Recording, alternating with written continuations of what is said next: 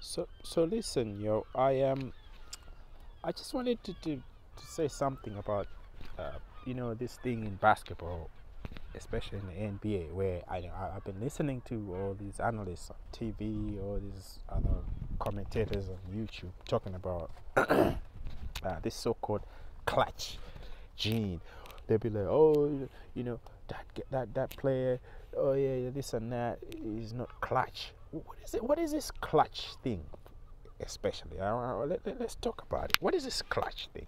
They talk about, oh yeah, if you had the last, whatever, 2 seconds or 5 minutes of the game or of game 7, who would you give the ball to? Steph Curry or Kevin Durant or some player or another player? Would you give it to Jordan, or would you give it to Ray Allen, or would you give it to Reggie Miller? See, but then all of it is predicated on the fact that it's the last 2 minutes of the game or 2 seconds of the game. Oh, the game was on the line. It's game 7. Why do you need to put those conditions in? Most NBA games don't end in those clutch moments.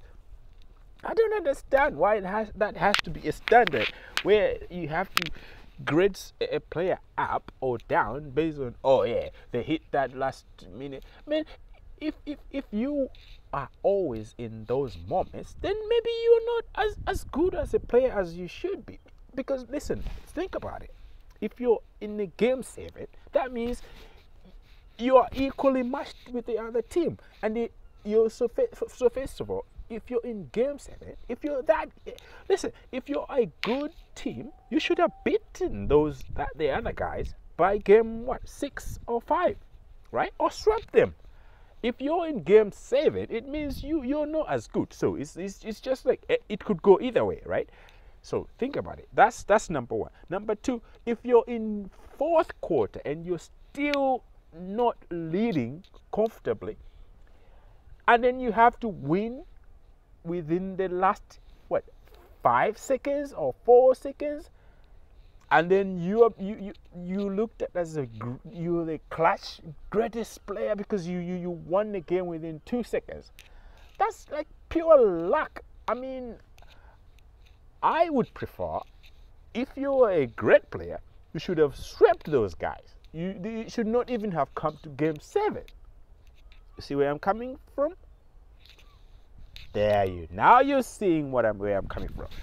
Instead, people, they glorify this thing of, oh, it's game 7, 2 seconds left. Who are you gonna give the shot? Why did it come to game 7?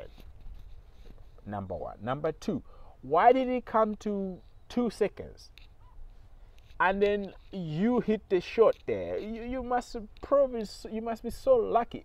But then that somehow is a currency out here. Oh yeah. So if I have beaten all of my opponents by game 5 or 6, and then even if it's game 7 and I've beaten them by third quarter and I'm sitting at on the bench by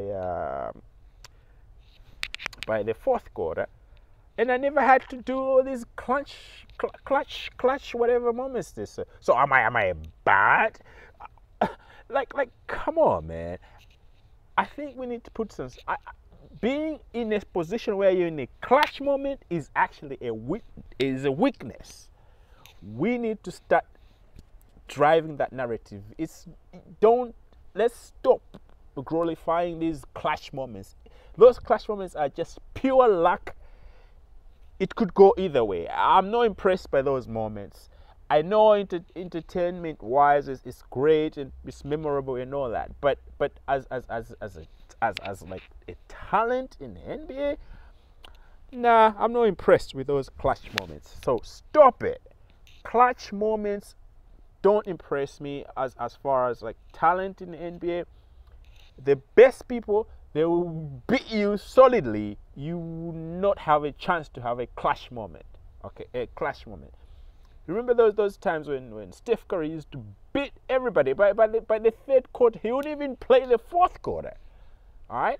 In the meantime, LeBron James is over there doing overtime, double overtime, and then people are enjoying these moments, and they're like, "Wow, you know, LeBron is such." And then you score some lucky point, free throw or 2-pointer at the last second, like the buzzer. Like, whoa! I know it's very entertaining, but what does that mean? Steph Curry already beat you like by a third quarter. You was already a blowout. So who is better? I'm just saying.